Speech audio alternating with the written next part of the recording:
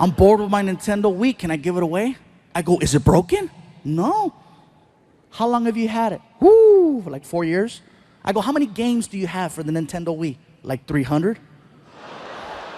I could feel you judging me over there. I felt that. Oh, you're judging me right now. I could feel it. She's over there. She's like, this is some Dr. Phil right here. He really messed him up. I heard you. Let me just, for the record, let me set this straight, okay? I did not buy my son 300 games. Here's what happened. I have a friend who's a computer hacker, and for $75, he put 300 games on my son's hard drive. Yes, I have money, but I'm still ghetto.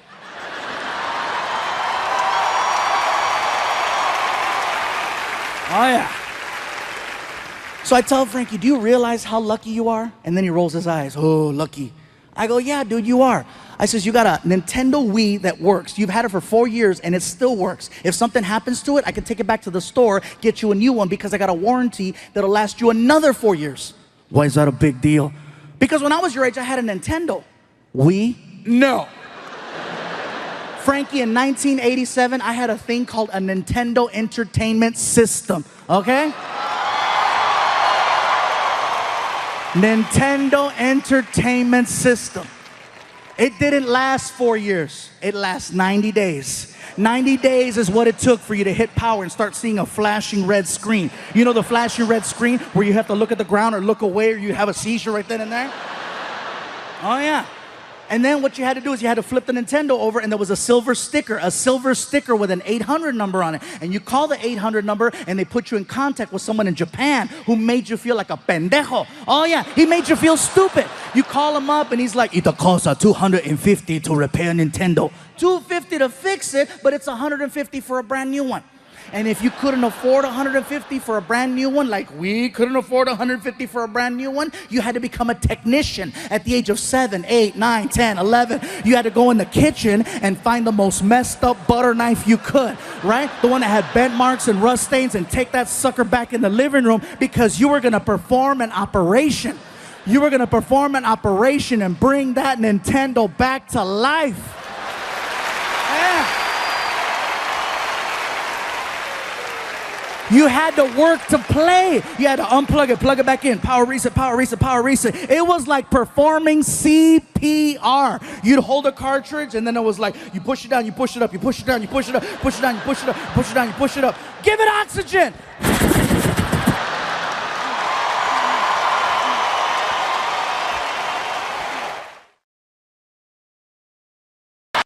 Do you think your mom would like to meet Vicente Fernandez right now? I said, Emily, let me tell you something. If she says no, I want to meet him. I'll be right back. Ama, dime, mijo. Emily wants to know if you would like to meet Vicente Fernandez right now. Mijo, that sounds nice. All right, Emily, she's in. Emily goes, is she even a fan? I go, trust me, that's her reaction. She's good. She has the whole house covered with Vicente Fernandez records and cassettes. Okay, we're good. So Emily comes back, and she puts these special VIP bracelets on us with a little click, and she walks us through a door into the backstage area. As soon as we went through the door, I knew exactly where we were. I was just there a week ago.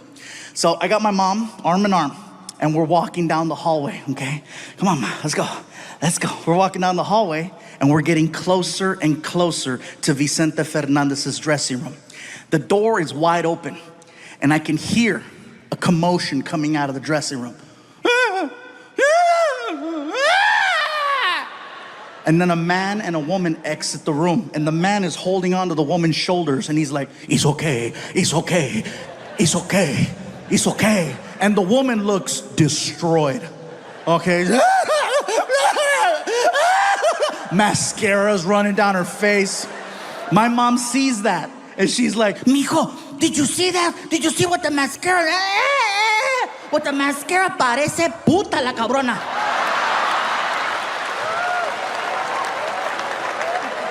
Sorry, puta means friendly.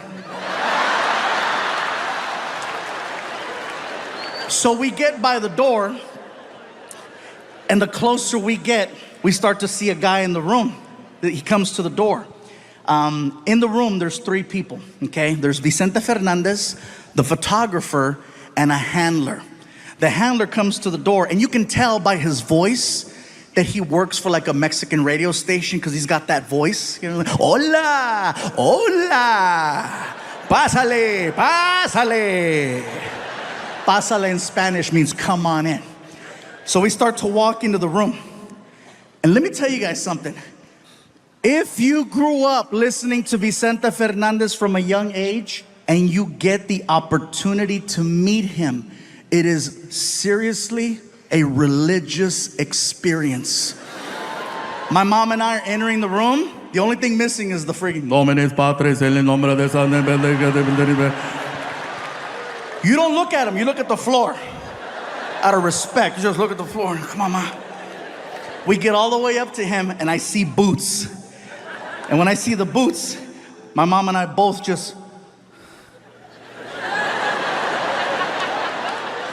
He knows what you're doing. He knows you're checking him out. So what he does is he poses, okay? Vicente stands there and he poses. He'll have the sombrero, the hat, to his side. And then he doesn't look at you. He looks away. And he sticks his chest out. And he stands there looking like a big-ass bottle of Tapatio at Costco.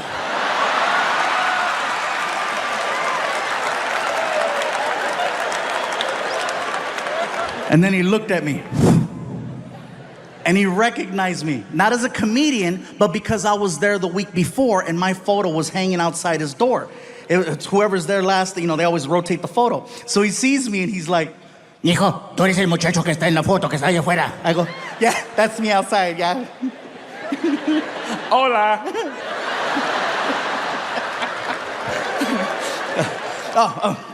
Vicente, I'm sorry. Le presento mi mamá. I'm like, oh my God, I think I just offered up my mom to Vicente Fernandez. She's like 73, better late than never, Ma, get him. My mom starts walking up to Vicente. He was so nice. He goes out to shake my mom's hand, and my mom grabs his hand.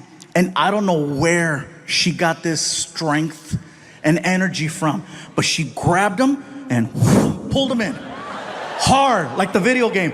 Get over here. And then hooked him. She hooked him and she starts screaming into his chest, Mi chente, mi chente, mi chente. I'm like, oh my God, she's getting horny.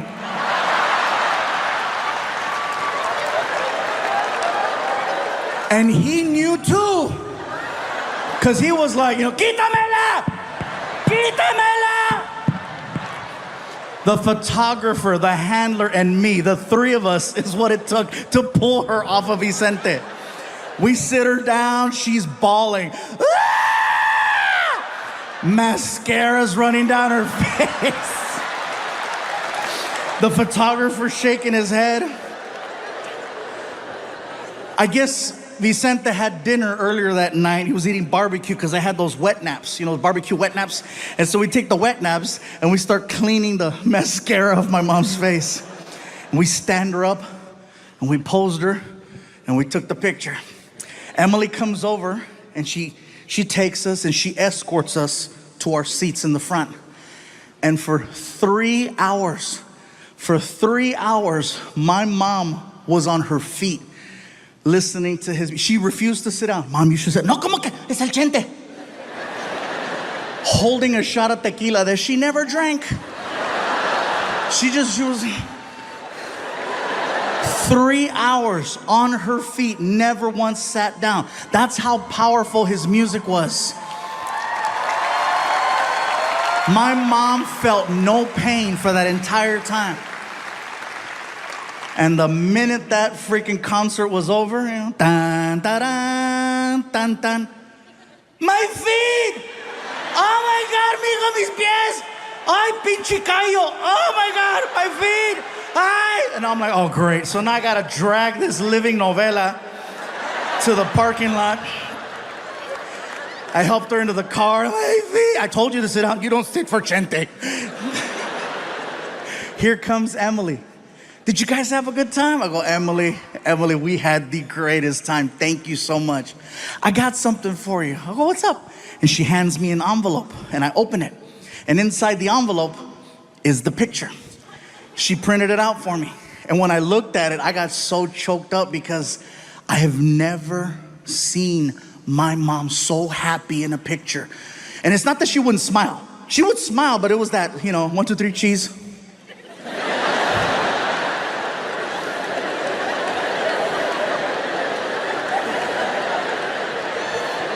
But this one was like... And what makes it extra special is that is the last photo I have of my mom, and she was the happiest. And I'm not trying to preach to nobody. This is what you got to do with your life. Hell no, shoot. You like burgers? Kill it. Dale gas. I'm just saying that's what I'm going through. And then people think, oh, he's trying to lose weight because he's doing movies. He wants to look better. He wants to be accepted. He wants to be accepted. No. Don't get it twisted, you guys. Don't even think that. At my highest weight of 445 pounds, the level of acceptance I had was amazing, okay? To put it to you like this,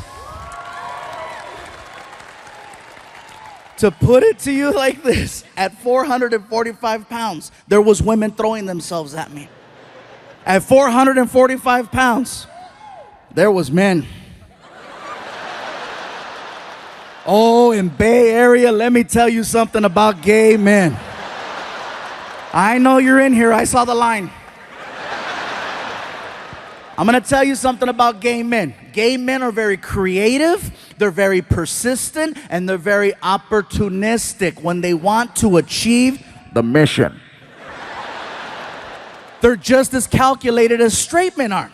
I'll give you an example. I'll tell you a story, right? So one night, Martin and I are at a bar, and we're having drinks. And that should come as no surprise. Oh, really? They were drinking? Yeah, we killed it. So as we're drinking, Martin is paying attention and he's listening in to a conversation that's happening about 15 feet away between these two girls. They're going back and forth, and one of them was like, I don't believe we finished the whole bottle. How the hell are we supposed to get home? Martin stands up, looks at me and says, bro, I'll be back. And then it began, the hunt. Freaking.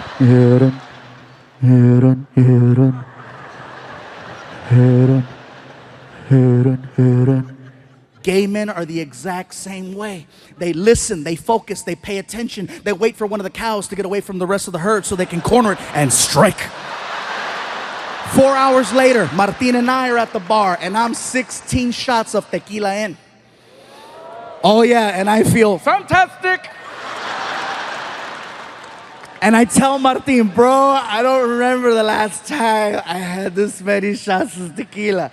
And Martin goes, bro, you're crazy, Fluffy. You're crazy. Wait right here. I gotta pee. And so he leaves to the restroom, and I'm leaning against the bar. The bar is the only thing keeping me standing. And from across the room, this guy stands up, looks at his friends, and says, I'll be back.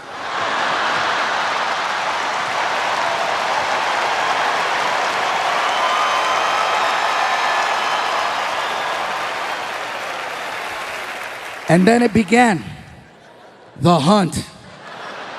And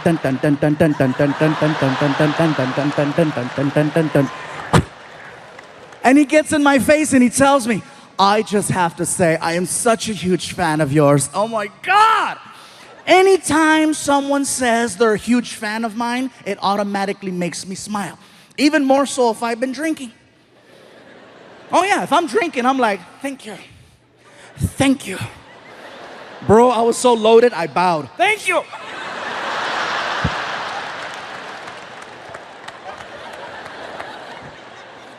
The guy puts his hand on my shoulder and he says, I just have to say, you have gotten me through some difficult time. And he stops talking and he squeezes and he goes, oh my God. Do you work out? I was so drunk, I said, a little. You're the first person to notice. And he's like, oh, you could totally tell. And he squeezed again. And I said, I'm sorry, am I overstepping? No, bro, you don't understand. I'm stressed out. That felt pretty good. Want me to rub both your shoulders and your back and scratch it? Because I will. Oh, whoa.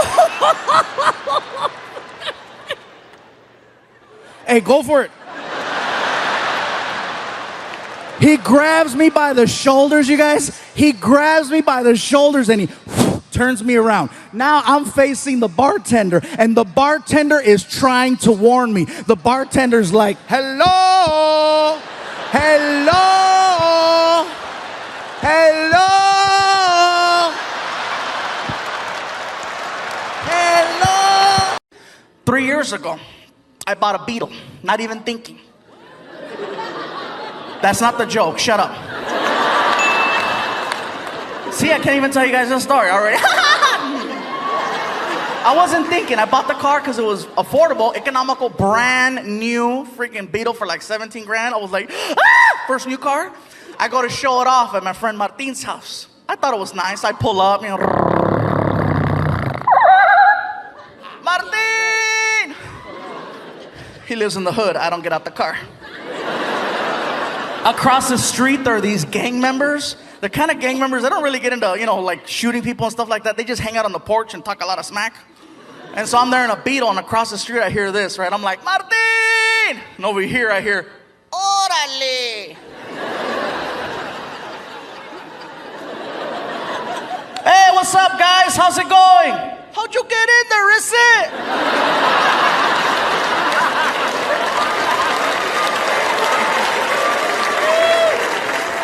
Hurry up, Martin! 2 months later, I go back to pick him up. Now I've had some time to work on the car, right? I put some rims on it, some stickers. I put a chip in the motor so it goes faster. I thought it was bad, right? I pull up. Martin! Órale! I'm not turning around. Hey! Hey! I don't see you.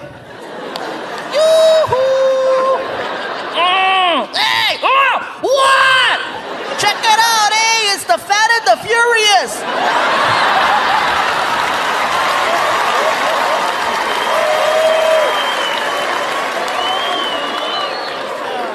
I didn't even wait, man. Got rid of that car, man. I traded it in and got myself a big old SUV. It was nice for a while. This car freaking sucked on mileage, so man, it got 11 miles to the gallon. Oh, you cannot be badass in a car that kills gas like I kill tacos. You can't be at the stoplight trying to intimidate other cars. You know, what? Whoa. $20 right there. Hell no, man. But it was kind of cool. It had a GPS navigational system in it, and OnStar, which was really cool. You know, I'm driving and all of a sudden this girl's talking to me. Right turn up ahead. In 3/4 tenths of a mile, left turn. And I'm like, whatever you say, baby. I am officially down 100 pounds.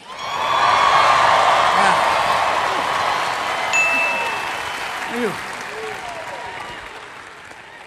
I know some of you in the front are looking at me right now like, well, how big were you? I know. Hercules, yeah. Anyways, you guys, let me tell you what happened. Basically, I found out I was a little sick. I was diagnosed about 2 years ago, type 2 diabetic. Now, I maxed out at 445 pounds. Yeah, that's way past fluffy, okay? Let's be honest, that's not even, damn! 445 pounds, that's borderline Discovery Channel fat. That was like, I couldn't leave the house, you know? He wants to go to the movies. It was really bad, you guys, and so I was waking up every morning with a 300 plus sugar level. Now, anyone who knows anything about diabetes, that is super high. And you do that enough times and eventually, clear. It's so hard to say goodbye. They buried him in frosting. It was the sweetest funeral ever. Everyone got a cupcake. It was so nice. I'm at the doctor's office, you guys, and the doctor tells me, he says, listen, Gabriel, you're 445 pounds, your weight is out of control, your diabetes is out of control, you're 35 years old, you will not live another 2 years. I guarantee it. And I got very emotional, you know, I was like, are you serious? He goes, 2 years tops.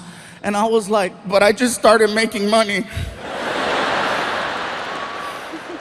Well, it's gonna be a nice funeral. I was like, what an ass. So it took a lot for me to finally start doing something about it, you know, because it's not like this is the first time I try to lose weight. This has been happening for a long time, but somebody tells you you're gonna die, you actually wake up. So what it took the support of my friends, my family, and, you know, especially, I gotta give credit where credit is due. Martin, you guys, helped me out so much because he's always encouraging me to go to the gym. Let's go work out, bro. Let's go do something.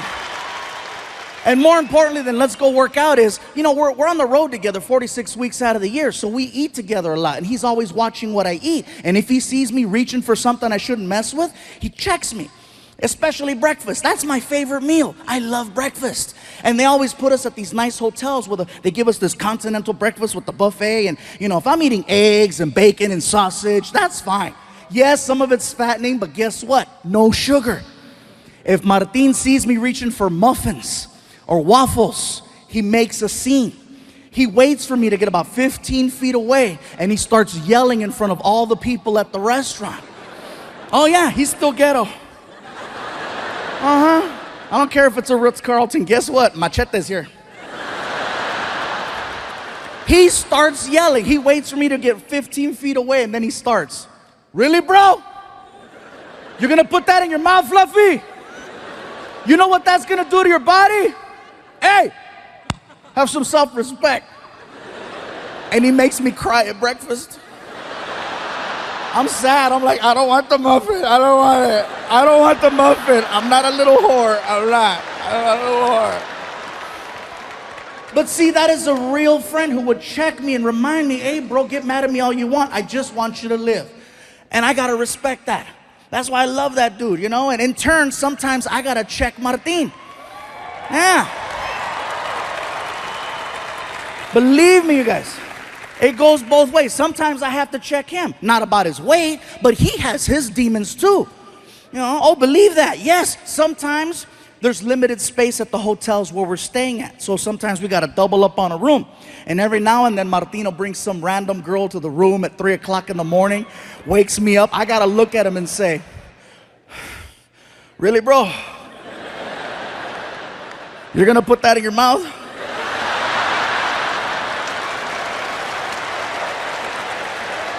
Last year, we got a chance to do a European tour of 15 countries. Estonia, Germany, Norway, Belgium, the Netherlands, UK. We're just bouncing around all over the place. And then we wound up on the other side of the world. Out of all the countries I performed in, my favorite country outside of home is Australia. And I'll tell you why. Australia, much like us in America, has its list of priorities. You know what's not on their list? Political correctness. They do not care about your feelings. It's like a country full of Daves. Believe it or not, it's very refreshing to be around such a large group of people who speak their minds so freely. And if you know that before you go there, you're gonna have an amazing time. But if you don't know that and you show up, it is a culture shock and a half, because I showed up and I didn't know. Everybody says you gotta see the beaches, and I went to the beach. I had people coming up to me. Hey, somebody help me get him back in the water. Yeah, look at right there, big fella. Look at you right there. Oh, look, he's moving. Oh, he's crying. I bet it tastes like gravy.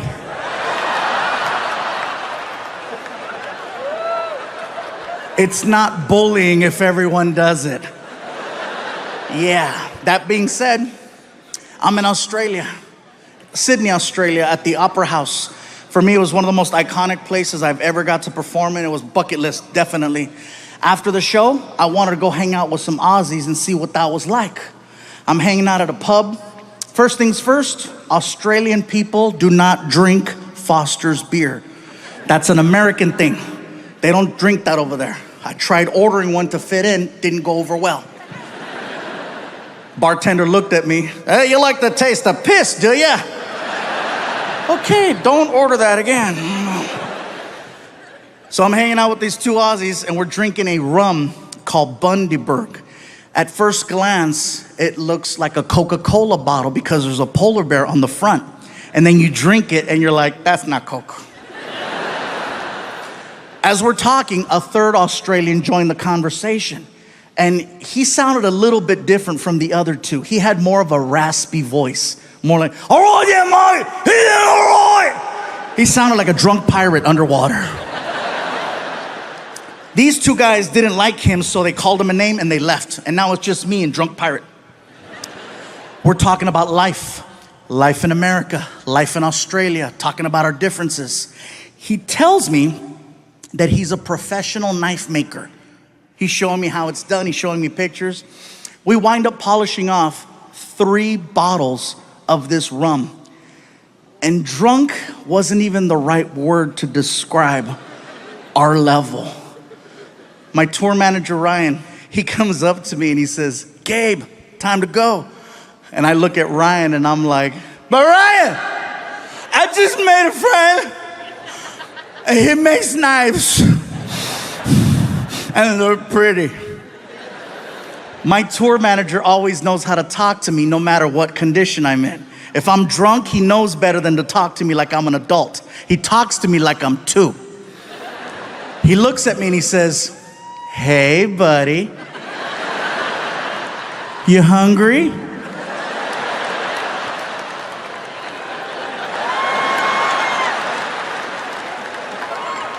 Well, listen, if we don't leave right now, they're gonna close McDonald's and you're gonna have to eat at the airport. I gotta go.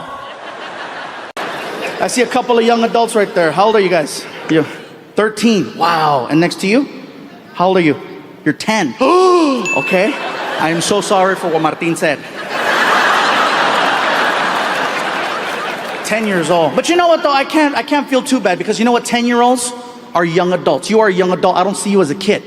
A kid to me, first of all, is someone who doesn't have access to the internet. You have, I'm sure, a tablet or a cell phone or access to online services, right? Services. What the hell is he talking about? Bad choice of words. You know what I mean, right? You've probably seen and heard a few things already, and the parents are like, no, not my child. No, I lock their phone. Yeah, but you don't lock their friend's phone. I feel bad whenever I say something that's kind of like risque, whenever parents bring like a 4-year-old, 5-year-old, 6-year-old, and yes, it happens. Then I feel bad because then I'll meet them after the show and I'm like, I am so sorry for what you heard me say. And it's always funny to see the parents say, oh, they hear worse at home. Nothing like watching a 4-year-old confirm that, you know, just...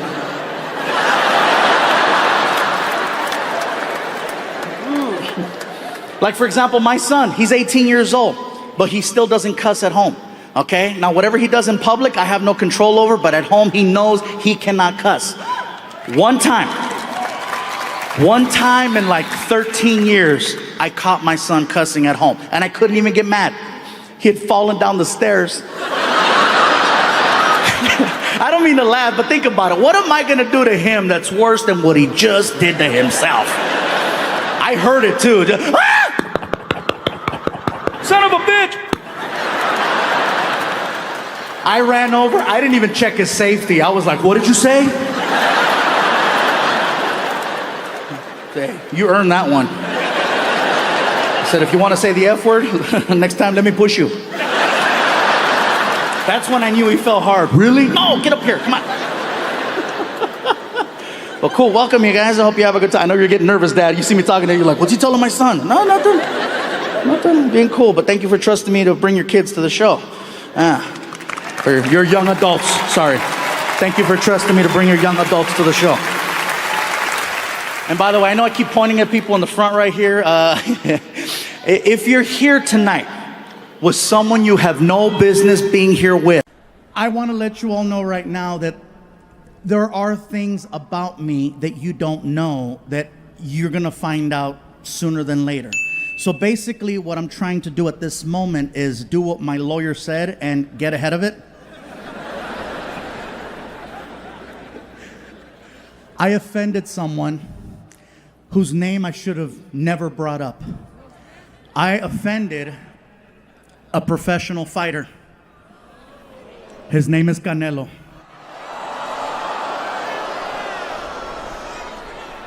I know, go big or go home.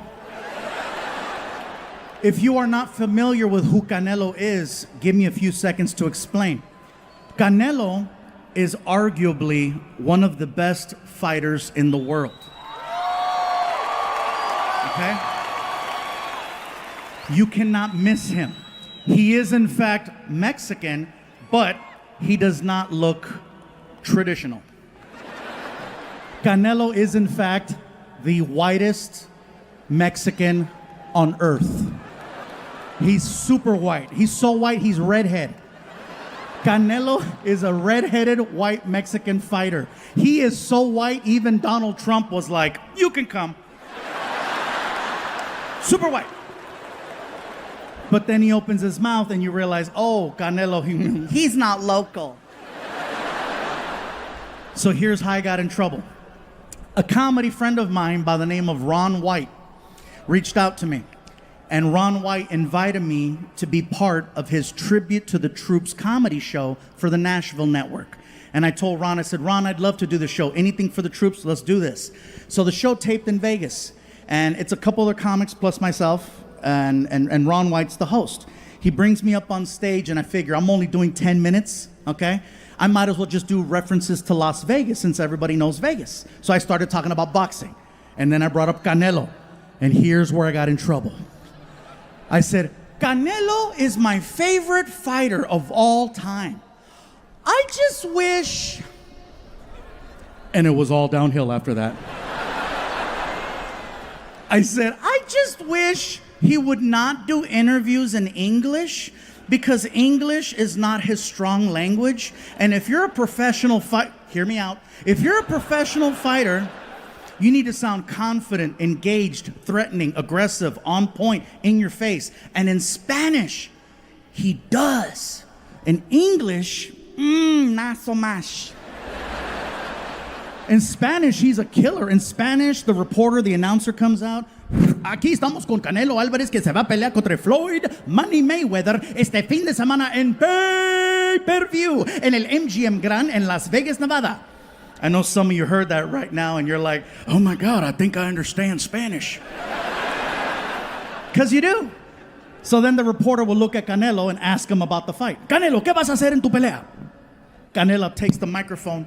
He's a man of few words, but he's on point. He looks at the camera and he's like, Pues mira, lo voy a pegar así, va a pegar el piso.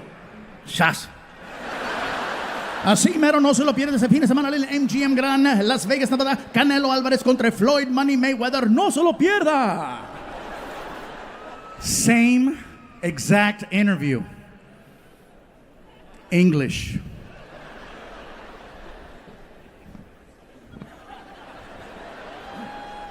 I'm standing here alongside Mexican superstar Saul Canelo Alvarez, who's going to be facing Floyd Money Mayweather this weekend on pay-per-view. Canelo, what is your strategy and your plan of attack going into this weekend's fight against such a technical opponent, if you will, a man who has single-handedly redefined the sport of boxing? What is your plan of attack going into the fight?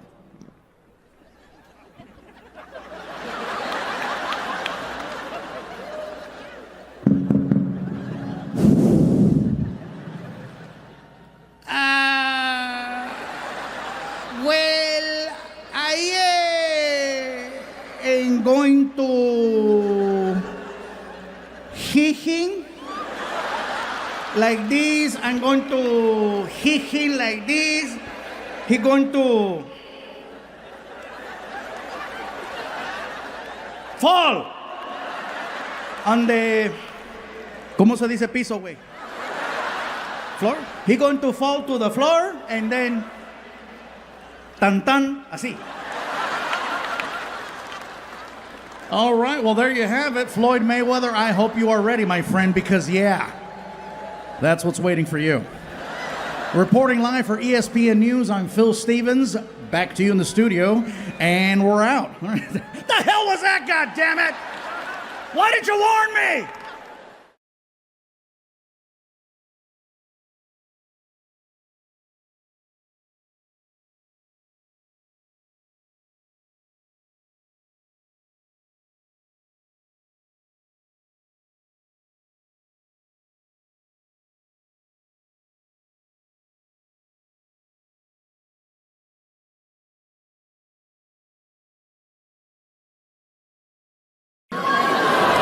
See, first of all, any alcohol that will make you say its name is not safe.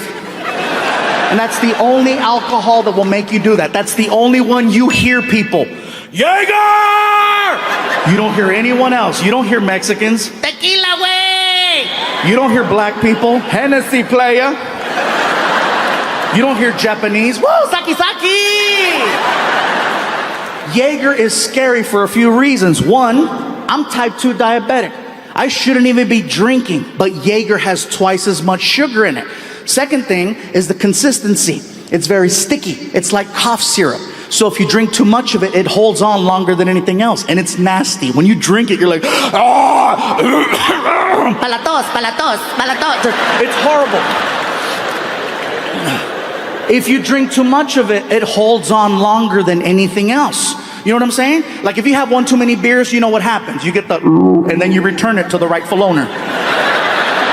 Jaeger makes you feel like you gotta bring it back, but you can't. All it does is make you dramatic for 45 minutes until it lets go. You've seen someone like that. Hey, you okay? I'm fine, but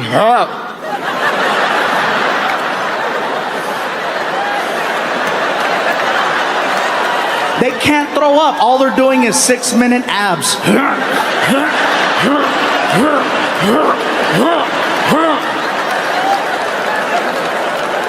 People look at you the next day. Are you into fitness? No, I'm a drunk.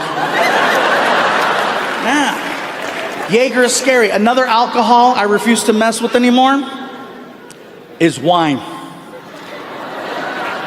Look at the people over there. We're from Schaumburg.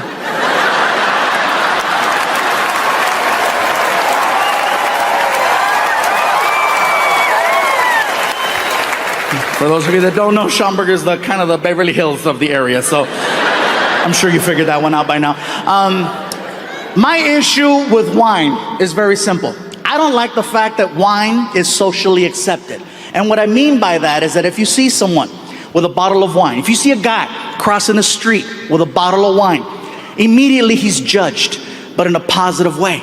Because wine is always associated with something high class, something positive, something progressive, an anniversary, a celebration, a promotion. So you try to figure it out. Hey, what do you think is going on over there? Graduation? Promotion? It's gotta be good. Hey, good for you, buddy! Women see a man with a bottle of wine holding a couple of glasses and immediately, aww, Lucky bitch. it's still alcohol. It will still mess you up. The main reason why I don't like wine is because you cannot accurately measure wine. You can measure real liquor. It's called a shot. And you know after drinking enough times what you can handle and what you can't handle. Because people who drink a lot love to brag about their drinking abilities. They have their drinking number, right? They have their drinking number. You'll hear them, 11 shots of Don Julio. Woo, yeah! They have their drinking number. Even women. After 4 shots of Cuervo, I am so good. 4 shots is my sweet spot. What happens if you do 5? I'll wake up in an alley. What happens if you do 6? That's how I met Tyrone.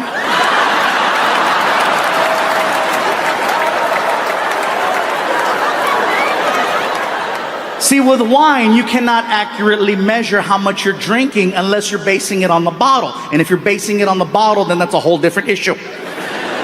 With wine, the glasses are always different sizes. Sometimes they're big glasses, sometimes they're small glasses, and a lot of times you need to rely on someone to pour it for you. Sometimes they know what they're doing, sometimes they don't. Sometimes they fill it up too high, which is not the proper amount. Sometimes they get it just right, which is a little bit less than half of the glass. Sometimes you get that greedy bastard from Olive Garden. You know what I'm talking about? Where you get that little sample and then you have to hold it up in direct sunlight and do this. And then you drink it, you're like, that's pretty good. I got a coupon for that. Here you go. And you never see wine drinkers drinking with real drinkers in dive bars. You might see them at a social gathering like this one or some corporate function, but never at a little hole in the wall. You'll never see Jaeger! Tequila way! And in the middle, mellow, I say. Oh, this is a fantastic establishment. I truly enjoy it. So then, she walks me into the doctor's office. I sit down, doctor walks in, and we spoke for an hour. In a nutshell, what he says is that he wants to take my stomach, which in his opinion is the size of an NFL football, and he wants to cut it and make it the size of a hard-boiled egg. Therefore, you only eat this much and you lose weight with time. Problem with gastric bypass is that if you don't stick to their program religiously, not only will you not lose weight, you will gain weight, and you'll have a series of complications. And then he asked, do you travel a lot? I'm like, I'm on the road 46 weeks out of the year. He goes, this is not gonna work for you. I'm like, I agree, I like 2 eggs. I said, well, what should I do? He goes, I don't know, but this isn't gonna work. So I left the office. I was bummed out, you guys. I get in my car. I was so depressed because I'm like, someone told me I got 2 years to live. Surgery is my last hope. And so I started crying. I was sad. I was in the car. I'm crying. I'm like, what the hell am I gonna do? And the only thing that could cheer me up was a drive-through. And I know that sounds crazy. Some of you are like, Isn't that what got you in that position to begin with? yes, but it's the only thing that made sense. There's a reason why it's called comfort food. Think about that. Anytime you see someone eating a burger, they never look sad. They always look happy. You might look sad walking in, you might look sad walking out, but when the actual event of eating a burger is happening, life couldn't be better. That's right. My girl told me that I make sounds when I eat burgers. I didn't know. Apparently I do. I'm eating a burger and I'm like,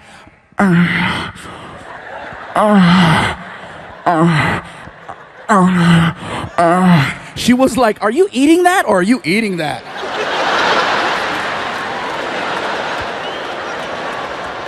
Think about it. Who's sad when they're eating fast food? I'll tell you who's sad. The person eating a salad watching someone eat fast food. That's who's sad.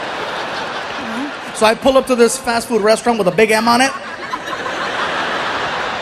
And the guy in the speaker's like, may I help you? And I'm crying. I'm like, you have no idea. What I eventually wound up doing, you guys, is I started low carbing. Now, I am not eating healthy by no means, okay? I still eat fast food every single day. And people question it. How do you eat fast food and lose 100 pounds? I'll give you an example. I'll go to a burger place and I'll order a double cheeseburger. I won't eat the bread. I won't eat the onions, the tomato, the ketchup. I'll eat the meat, the cheese, the mayo, the mustard, and I'll order up to 3 with like 3 diet sodas. And people go, That's unhealthy. The cholesterol's gonna kill you. I agree. But guess what? Cholesterol's gonna take 10 years to kill me. Diabetes is gonna do it in 2. Right now, I'm winning by 8.